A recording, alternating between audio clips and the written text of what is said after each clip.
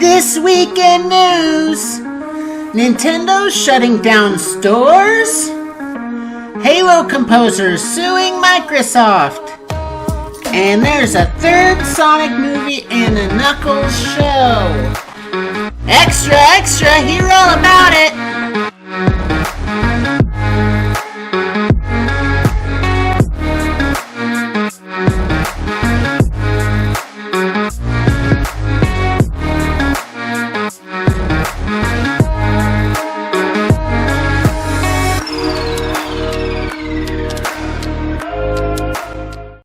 Hey guys, today's going to be a great day, the sun is shining, Matthew Stafford's Hall of Famer, and I've got my yerba mate. How are you, twitch.tv/LMJ the Hitman, also known as Landen? What an intro, that was pretty good, I like that, and I'm doing great, by the way, thank you, I appreciate it, what an intro. I'm blushing. No, I'm doing great. I'm doing fantastic. I just picked up Horizon Forbidden West, and I'm about a couple hours in, and I am loving it. Nice, nice. Yeah, I 100%ed Psychonauts 2, and I've been playing Pokemon Legends, so that's a game. So, this is Extra Extra, your weekly gaming news podcast covering the news leading up to Sunday, February 20th, 2022. And if you like us, you can go to patreon.com/thebriefingroom, just like, oh no. Anyway, let's get to some news. Nintendo is to shut down the Wii U and 3DS stores. So May 23rd of this year, they will stop support for credit cards on the Wii U and 3DS stores. And on August 29th, they're going to stop support for the eShop, like Nintendo eShop cards that you can buy at like Walmart and stuff that say, $20, $30 or whatever. They're going to stop support for those. And then in late March of 2023, the store servers are shutting down entirely, and you'll still be able to re-download games you've purchased. So, what do you think about this? How I feel about it? Man, so I'm a little nervous, I'm not gonna lie. When the regular Wii shop shut down just a couple years ago, if that, and that was in 2006 till like 2019, 2020 maybe. And I understand the Wii U was not necessarily a long-lasting console or had much to offer, but the 3DS and the Wii U's market getting somewhat shut down, I feel like that just makes me a little nervous. They're a little quick to do that. It's very quick. I know, like I said, the user base is small, but for them to jump to getting rid of that so quickly, it's a little weird, and I don't necessarily see why so quickly. Yeah, so I agree. It's a little quick. In the Wii U, I don't think, for the most part, people, I don't think really care about the Wii U. That's why no one bought it. But here's there's a dude on Twitter that posted a thread about this, and just kind of bullet pointing it. He's spent 20 years in IT and is talking about why they're shutting down the servers. And essentially, the longer the servers are in service, they are the more expensive they get. The more maintenance they'll need, and at a certain point, you can no longer provide the security you need for it. So then people's information is at risk, and so eventually you have to either get new servers or just shut down the servers you have. And so he goes into that whole thing. It's a great read. It's the Twitter account is @GameOver30. And that I understand. PlayStation tried doing this with like PS3 and Vita. I think they actually did it with the Vita. But, and then people threw a fit. But at some point, they are going to shut down the PS3 store completely. At some point, the 360 and Xbox One stores are going to be shut down. PlayStation 4 store is going to be shut down because the server cost will just be too high to justify that purchase. Can I make a random prediction based off what you just said about the PlayStation 3 store getting shut down? Yeah. Yeah, so, I bet that when Project Spartacus, the Games Pass competitor for PlayStation, they're probably not going to drop the PS3 store until Spartacus drops.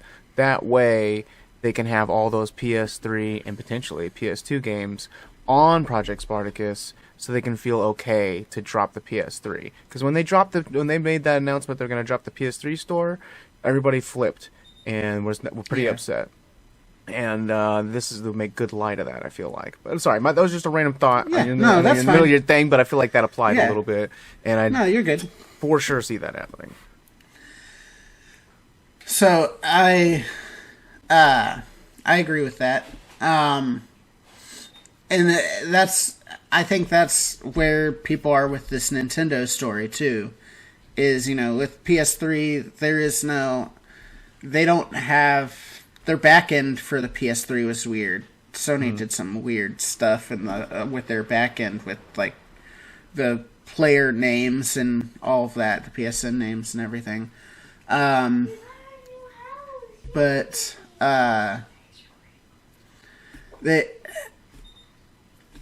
Nintendo is in the same place where people couldn't access the PS3 games on modern consoles because of that bad backend. And Nintendo, instead of having a virtual console like they had with the Wii and the Wii U, where they had most of their games available right there, you could just buy them. No one has a problem with rebuying old Nintendo games, clearly. Mm-hmm. But they're doing like this slow roll release of the Nintendo Switch Online, and right now they have only support for NES, SNES, and N64. And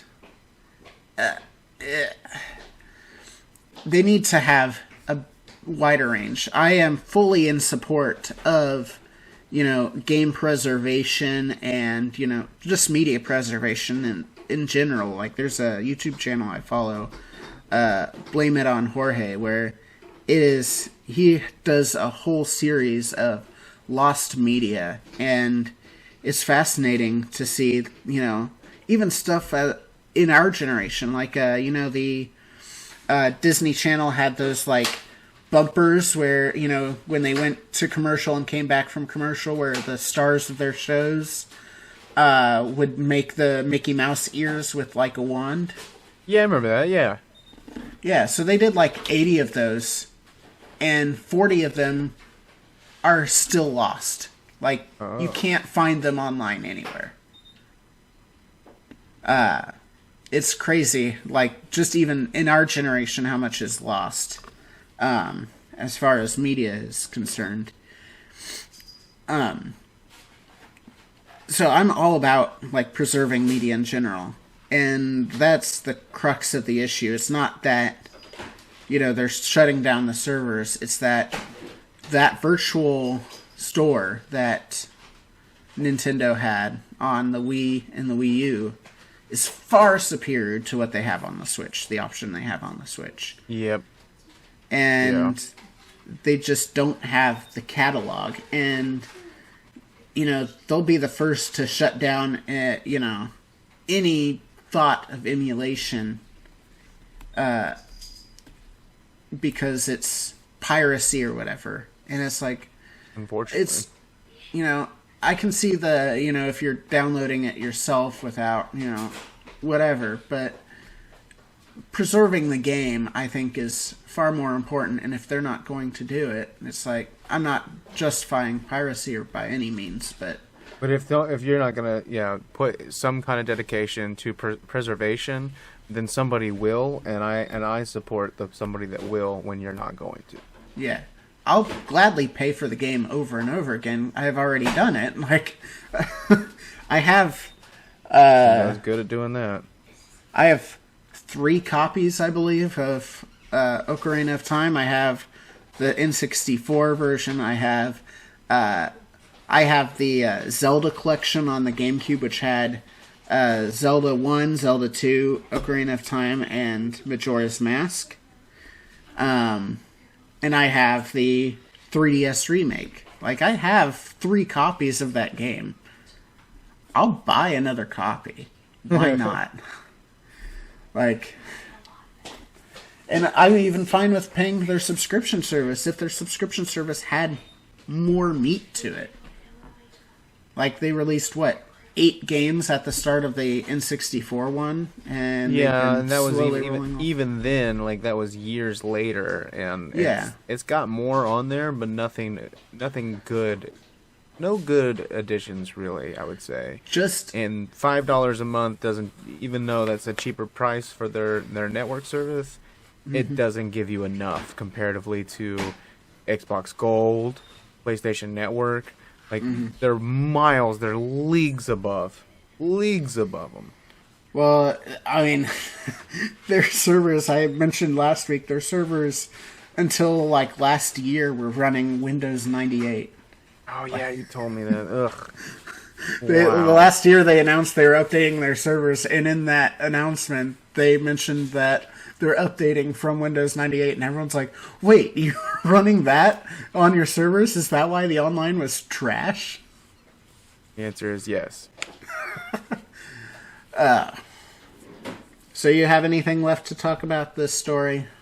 Just, Nintendo needs to step up their network service, that's for sure. Like I said, Xbox Live Gold, like, Xbox, first of all, has their services just on lock right now. They're the best that gaming has to offer. But, and even PlayStation Network that's behind Xbox is still doing far better than Nintendo. I mean, the free games from month to month, for the most part, secured online service, or playing your multiplayer games, and fairly less laggy than what the Nintendo offers. Because I don't know if you try, but playing games online on the Nintendo, like Smash Brothers, is awful. It doesn't work very well, and there's no good form of communication either. Bottom line is, just you need to have a new infrastructure of their online and just rehaul, and hopefully that comes along with the supposed Nintendo Switch Plus. Yeah, I think I was reading somewhere, it was a while ago, though, to be fair, that even if you do everything right, have gig internet, even if you have, if you have an older Switch, have the little USB dongle that has an Ethernet port, even if you, are hardwired, have the best internet available, the lag input for Super Smash Brothers is 30 frames. Like, something like that. That's, like, ridiculous. And that's if you have perfect scenario. Most people don't have a perfect scenario. But, on to the next story. Halo composers are suing Microsoft.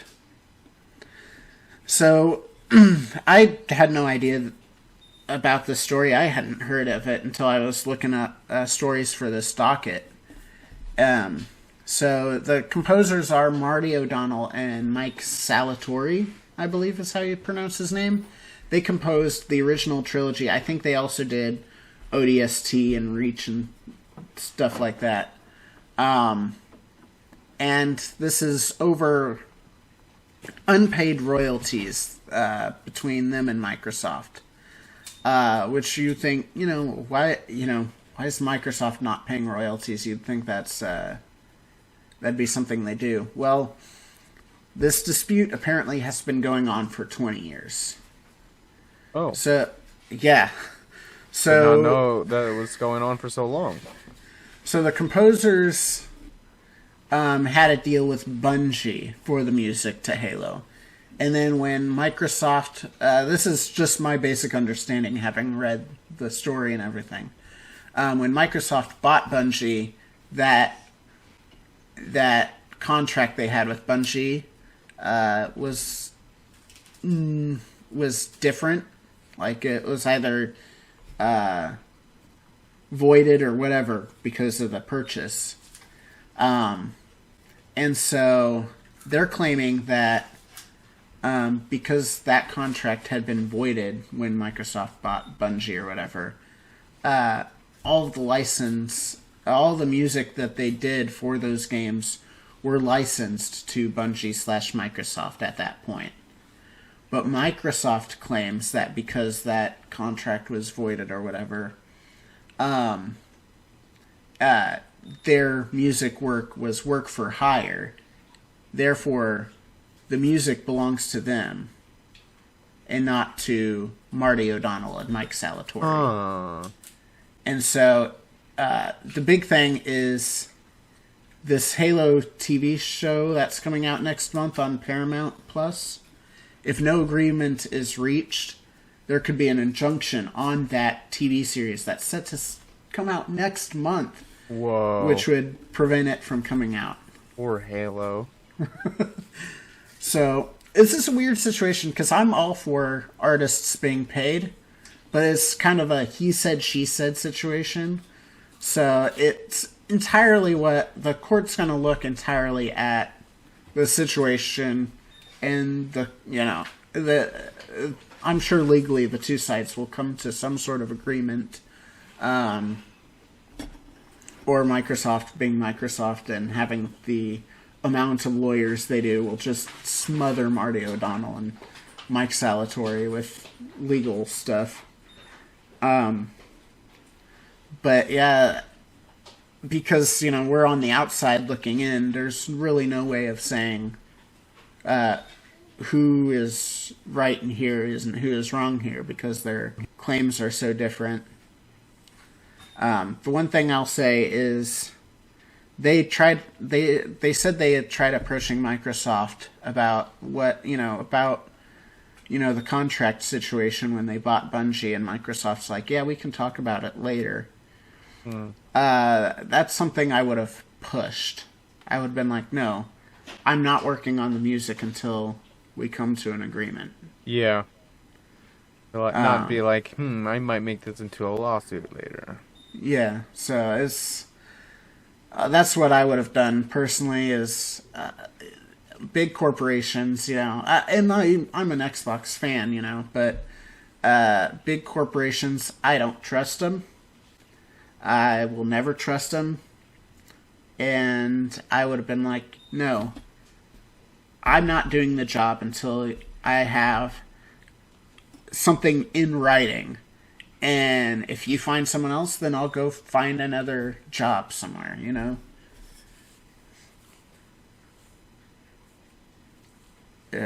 So it's a weird situation, and I'm glad I'm not a judge or a lawyer. Yeah, especially when you're going against such huge companies like that. Yeah.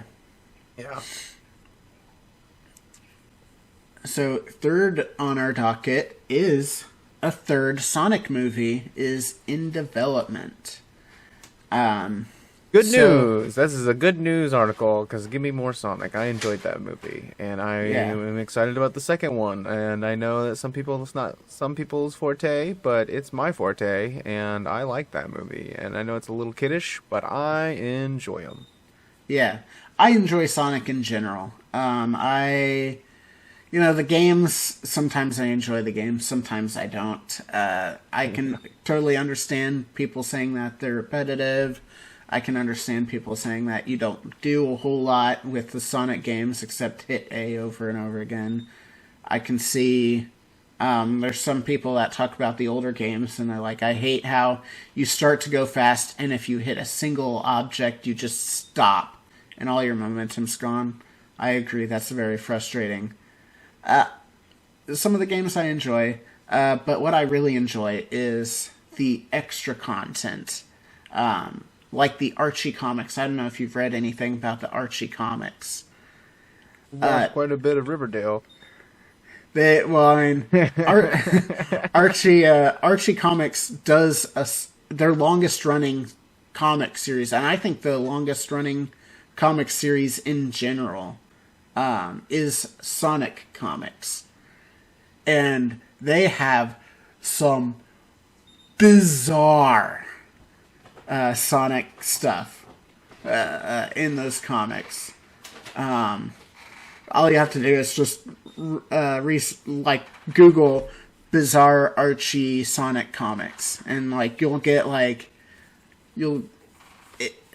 they go hard in those comics. Is all I'll say. Okay.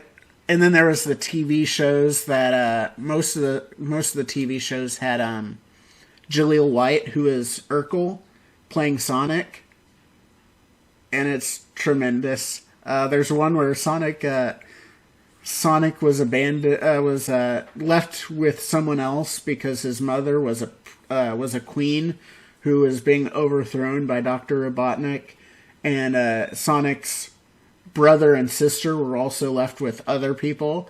And in order to stop Robotnik and bring her mom back into power, which then of course would bring them back into power, they have to form a rock band. Oh, okay. And out music Robotnik. It's fantastic. It is the dumbest thing in the world. But yeah, back to the story. Sonic 2 releases in April. And with it being so close, they did announce that Sonic 3 is in development. They also said that there's going to be a Knuckles TV series. And Idris Elba, who plays Knuckles in the movie, will also be voicing him in this show, too. And that's to launch somewhere in 2023. The show, not the movie. Well, that's good. Keep the consistency, not switching out voice actors is good. That means it's a higher budget, better show, more time and love put into it, I assume. I do think one thing that I think is funny, and it is what it is, but they have a voice actor specifically for Sonic for the live action movie. It's not the same dude that did Sonic, the Sonic video games or whatever.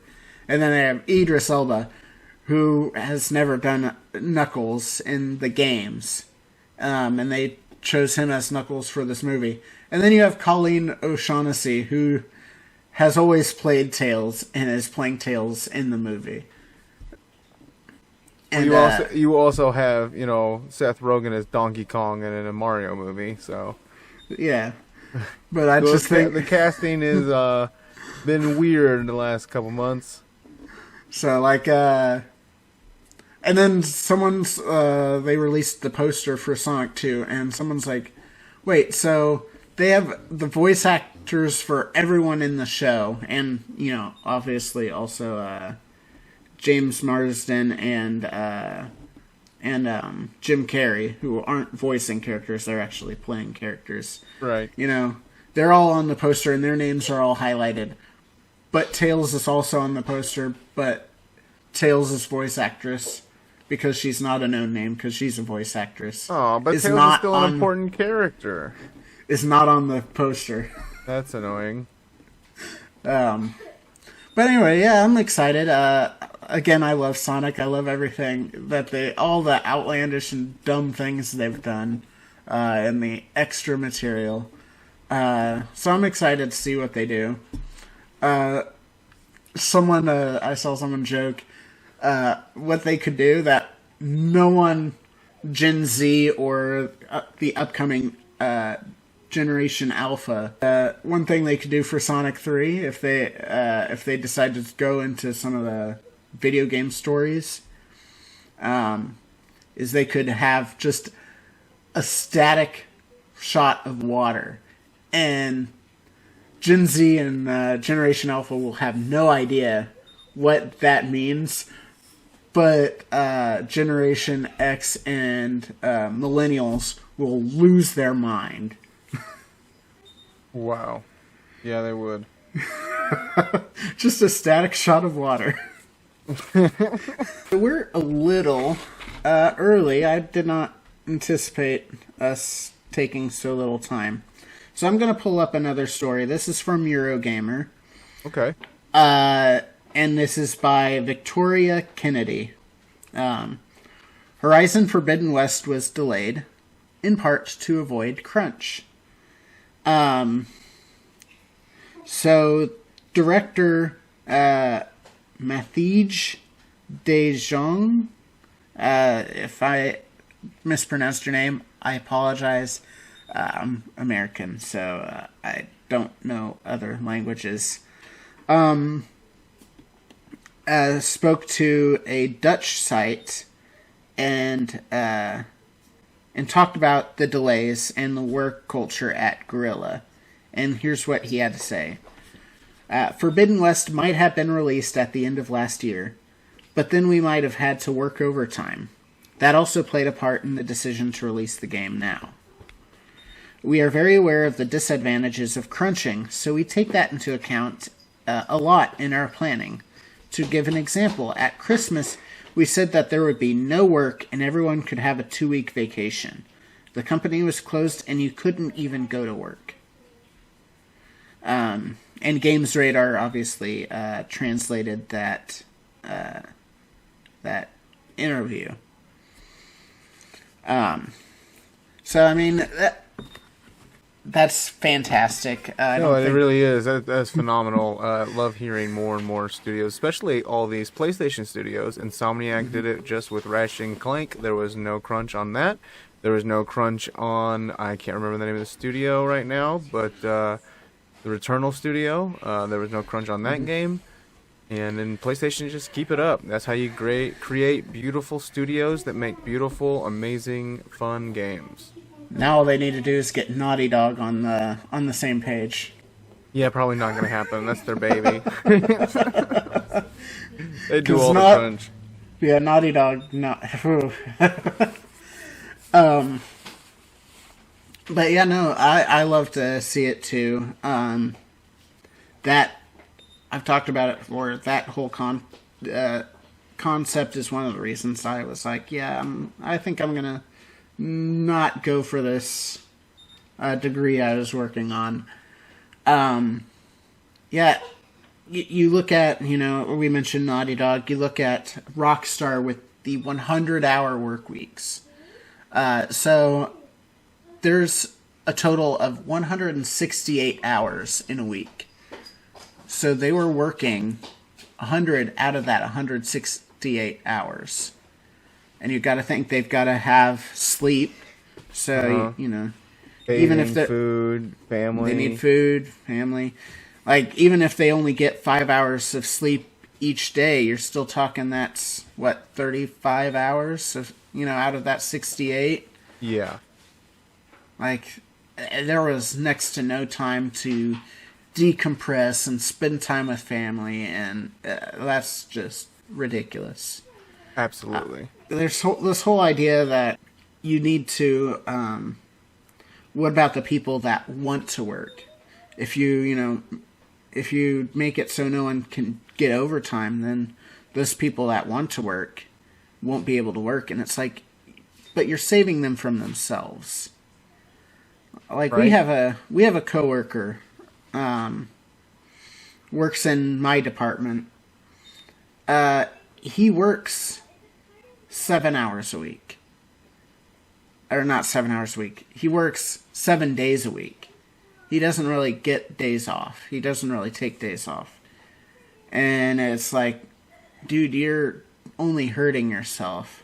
First of all, all that overtime you're getting actually is working against you, because at a certain point, the government starts taxing you more, and so there's a line that eventually the money you're making, they're taking more and more, and like for Christmas, we had to work part of Christmas, not the full day, but just like a couple hours. And it was, and because of that, the money we got, it counted for like 72 hours that week total because of all the holiday pay and everything else. And I made $200 less on that paycheck. And with the crunch, you don't even get paid overtime in a lot of cases.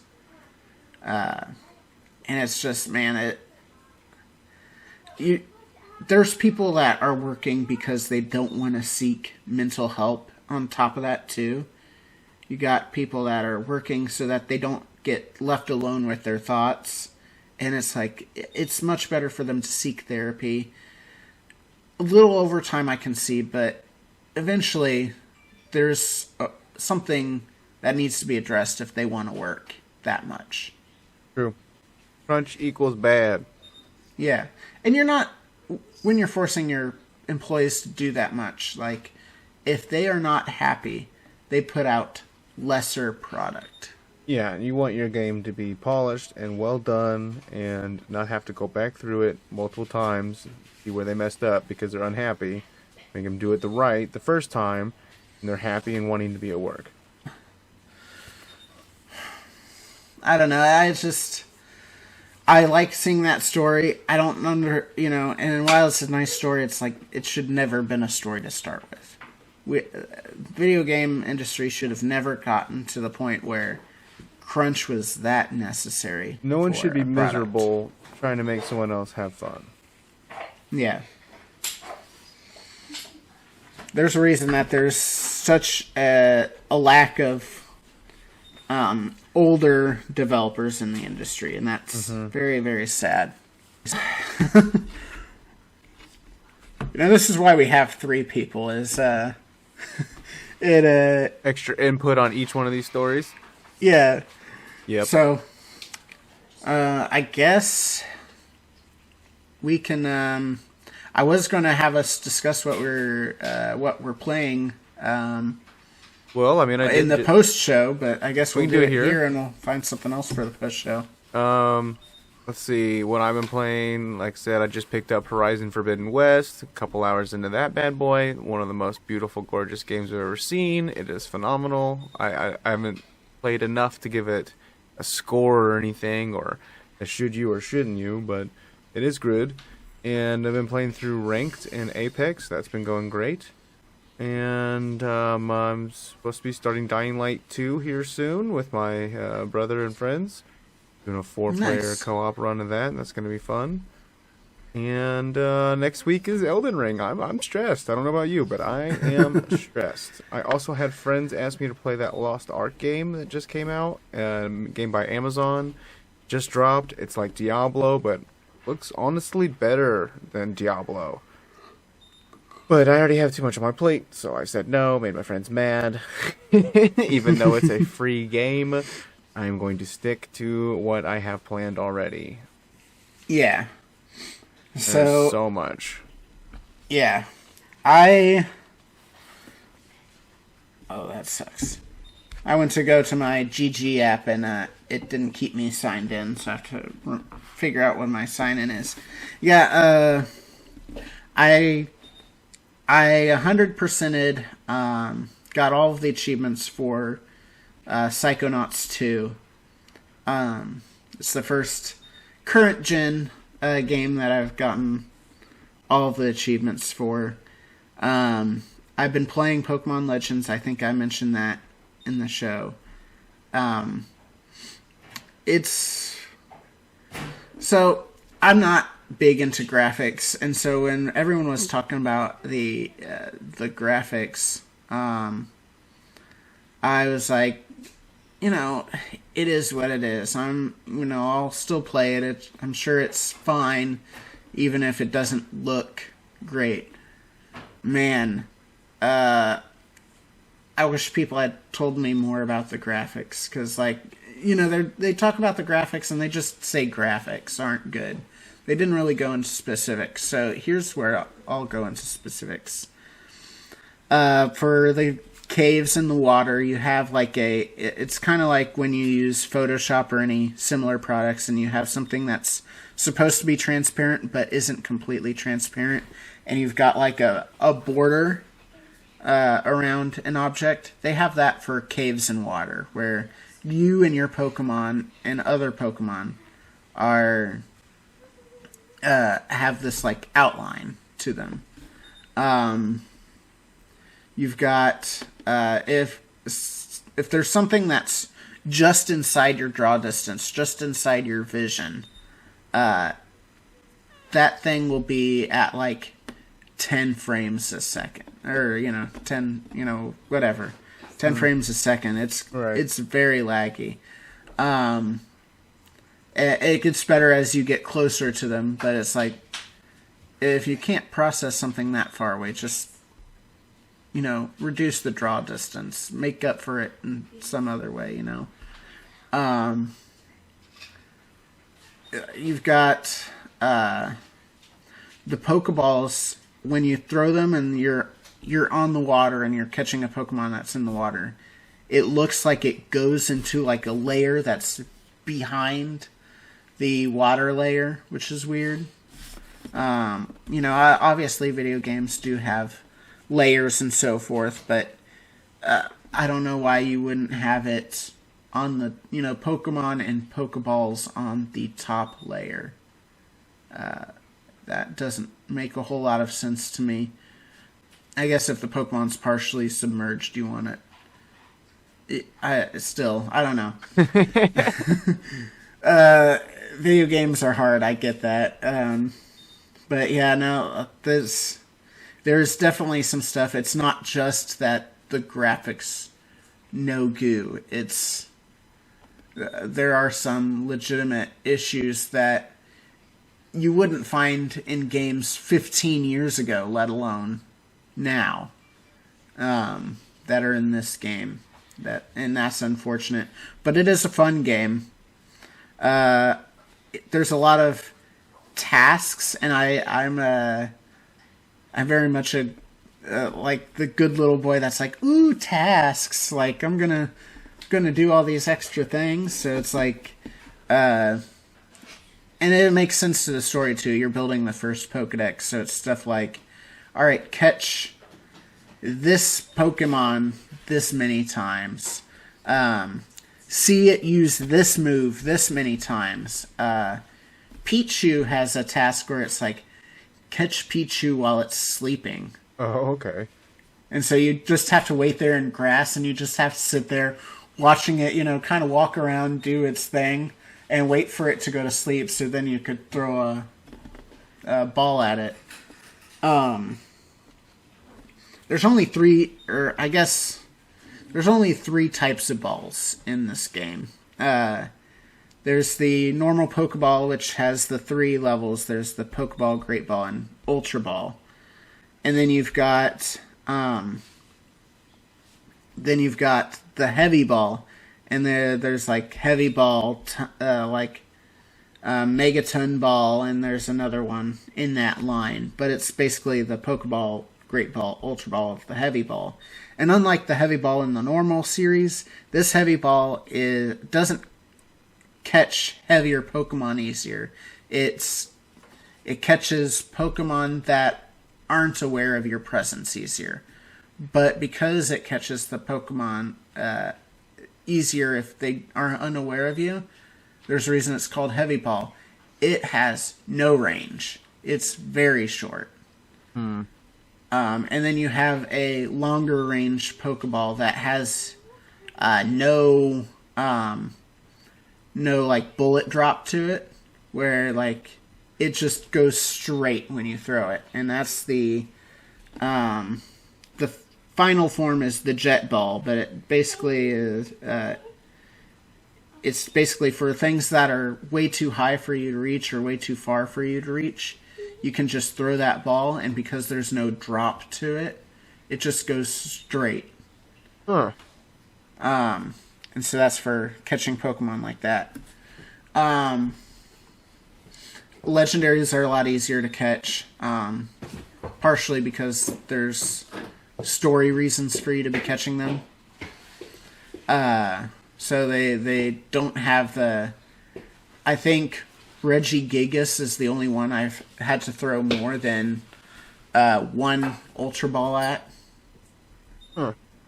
Obviously, you have to weaken them first. If you don't weaken them, then the Ultra Ball won't work. But once you weaken it, it was immediate catch, except for Regigigas. But I will say there is one thing that sucks, and I might end up having to buy one of these games because of it. There is a quest that you cannot get in the game unless you have save data for Brilliant Diamond, Shining Pearl. And this side quest that you can't get unless you have save data for those is to get Darkrai. Wow. So, you can't even complete the Pokedex without having save data for Brilliant Diamond, Shining Pearl, which I think is dumb. There's no excuse for that. No. But that's been that, so I'll probably end up having to buy one of those two games, even though as much as people gauze up the 4th generation, I think the 4th generation of Pokemon was not good. Mm-hmm. Everyone that says it's good only remembers Platinum. Platinum was the good one. Diamond and Pearl were not good. There was balancing issues and all sorts of stuff in those games that people don't remember that were fixed in Platinum. But I'll probably pick one of those up so I can get Darkrai for this game. Nice, very nice. So I can get the Shiny Charm, and actually, this is the first game that I caught a Shiny without it being a mandatory Shiny. Oh, congratulations. Yep. Game sounds fun. Yeah. So that's what I've been playing. I was going to pull up my GG to see what's next for me. On my Twitch streams, I've been playing randomized Wind Waker, which is a mod that switches up the items. So I've been playing that on my Twitch streams. Oh, you upload that to your YouTube as well? It's going to my VOD YouTube channel, so it'll be going to youtube.com/The Dean Slater, which is also my Twitch name. Because I thought about uploading it to the YouTube channel, and I think the YouTube channel this podcast goes to, I think, will be set, edited Let's Plays rather than just live streams. Mm-hmm. Because I plan on doing some more fun stuff at some point. It's just, A, getting other people involved, and B, really having time to produce that. I've got a lot of stuff going on outside of the channel and outside of my normal working job. And once some of that stuff starts to go away... Because I have someone in a couple weeks coming out to fix a couple of my windows and one of my doors. And then I've got flooring coming in sometime this month. I still don't have a set date. I hope they don't push it back. I'm tired of walking on concrete. Oh, I'm sure. But that's coming in sometime soon. There's a lot going on. I uploaded a Apex video on my YouTube channel, LMJ the Hitman, and there's a new mode out that they released. It's a limited time mode called Control, and there's 3 territories, and me and a buddy hopped in one of those matches and won it in 3 minutes and 21 seconds. And they normally take anywhere between 15 to 25 minutes to complete a match. Yeah. And we were pretty proud of ourselves, so I went ahead and uploaded that on YouTube. Nice. Control is a game I could probably play soon. Yeah, I've never played it. Yeah, there's spawns, and it's 9v9, and a lot of chaos, but it's fun. Yeah. Yeah, the only Battle Royale I really have clung on to is Fall Guys. And I have not played any of the new season. I could probably play that, too. There's games are just good, you know? Yeah, games have been real good to us. This year is looking to be a real good year, too. Really good year. Forbidden West just dropped. Elden Ring's another Game of the Year contender. I don't know about a Game of the Year contender, but I bet Pokemon ends up getting nominated for something at the Game Awards. And we got more to look forward to. God of War, the sequel to God of War's this year, so... Yeah. That's what we do know, and there's a good chance we're going to get another Star Wars Jedi Fallen Order game this year. There's a lot. There's so much. Yeah, there is. I'm looking up the list now. Pokemon Legends, that's come out. I just discussed that. We had a whole conversation. Dying Light. Have to start that. Yeah, that one I thought about playing. Maybe I still do play. Heard the story's trash, but the 4-player co-op fun is a lot of good stuff there. Yeah. There. Elden Ring, here you go. You mentioned that. Mm-hmm. Game of the Year contender right there. Gran Turismo. From Software is phenomenal. I'm not into those simulation racers, but I bet Gran Turismo ends up being a huge fan favorite. Triangle Strategy. That one, I love the style, the 2D HD style, but yes, I'm not a strategy guy either. Although it's turn-based, I could probably do turn-based better than the real-time strategy.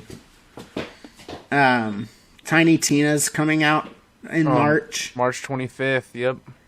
There's something else that releases March 25th as well, I believe. Kirby releases March 25th. Oh my gosh, that's what it is! No! Yeah. No, I was looking at that date too. I was like, isn't that Kirby's date? And then I scroll down and it's Kirby. Tiny Tina and that? No. Tiny Tina looks pretty good. I don't know. It looks good, and the cast is amazing. I don't know if you've seen the cast. Oh, yeah. It's got Andy Samberg, Will Arnett. Yeah. Tiny Tina herself, she's probably the best. Yeah. I've seen just a slight bit of gameplay of it, and the dialogue is hilarious with the slight bit that I've seen. Yeah. Yeah, Kirby is definitely one I'm picking up this year, for sure. But that's still a month away, so...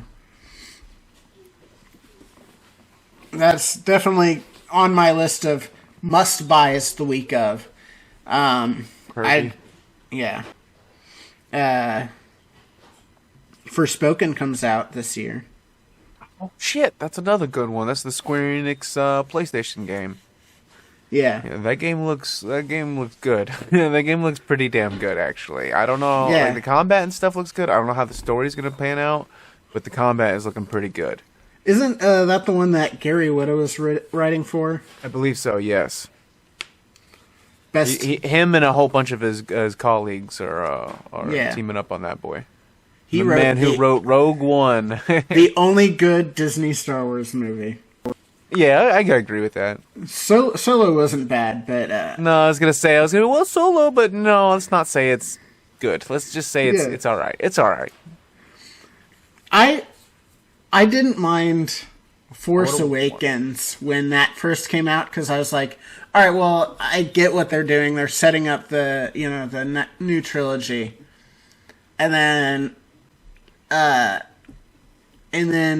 Last Jedi came out, and I was like, okay, this is fine. They're doing something different. I'm fine with different.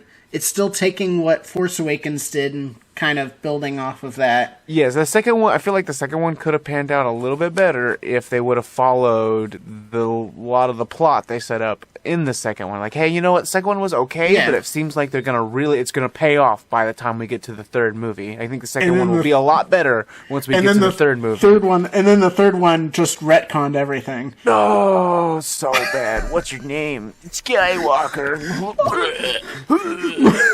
Sorry. My sister-in-law, yeah. No, I understand completely. My sister-in-law was, what was the point?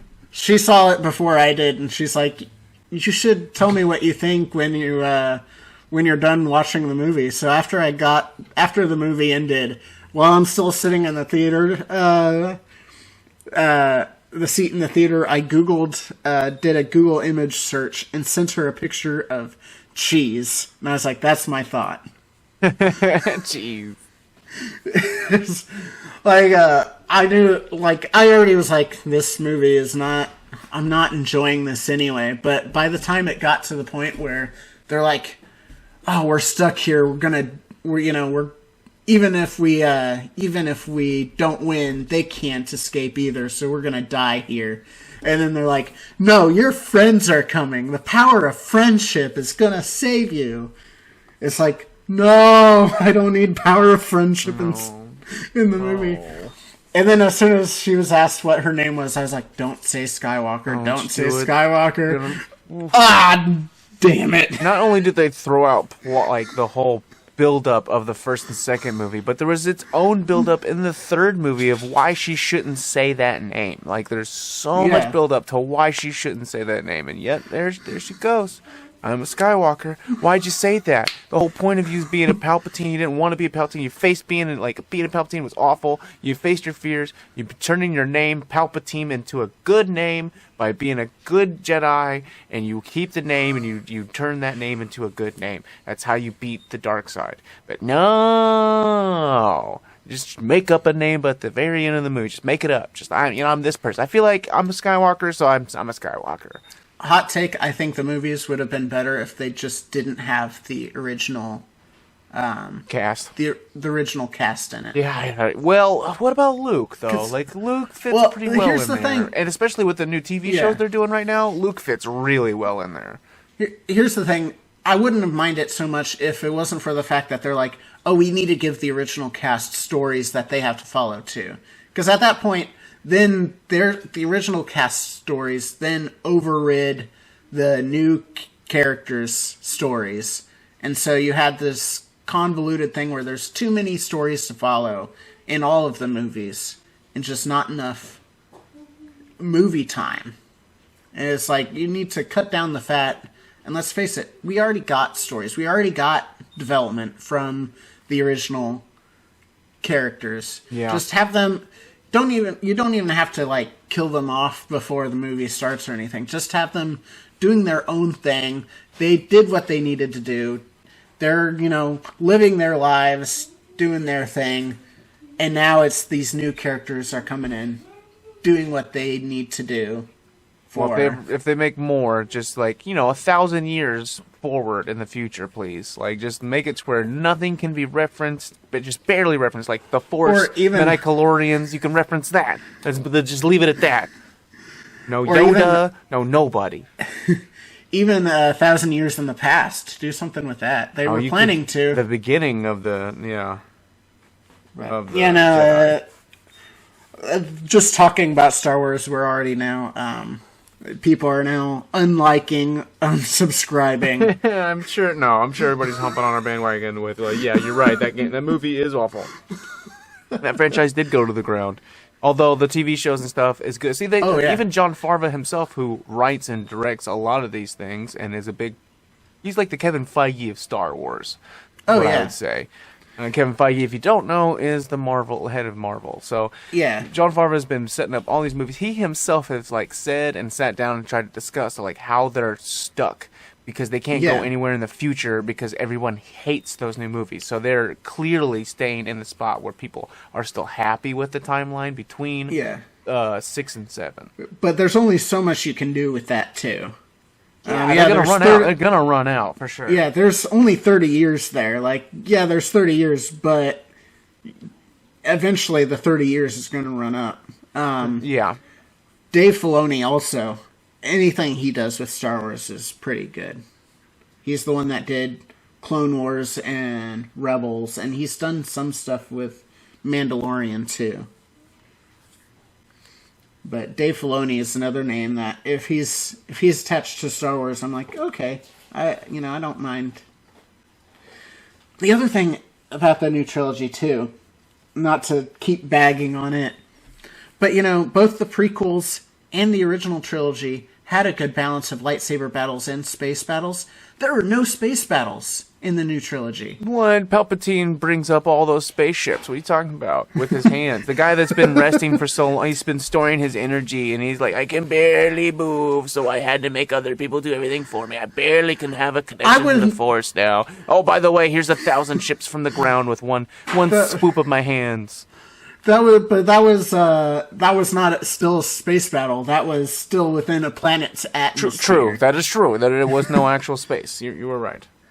The closest to a space battle was in the second movie where they're beginning? trying to escape. Yeah, when they're trying to escape the people and everything. Yeah. Yeah, no, I like the lightsaber battles, but I think I actually like the space battles more, and I just didn't get any of those. Like, give me an X-wing or a Y-wing even, and fighting TIE fighters any day. So, anyway, we padded out that. We'll figure something out to talk about in the post-show. Yeah. But we got that to a good number. I would say so. If you liked this podcast, or even if you didn't like this podcast, be sure to do all of the things, like hitting the like button, the subscribe button, and the bell on youtube.com/theXofPlays, or giving it a high rating on whatever podcast service you use, so you can find like-minded people. I brought it up before, but on patreon.com/thebriefingroom, you can financially support the show and get cool rewards as well. That's all from us. Take care. See you.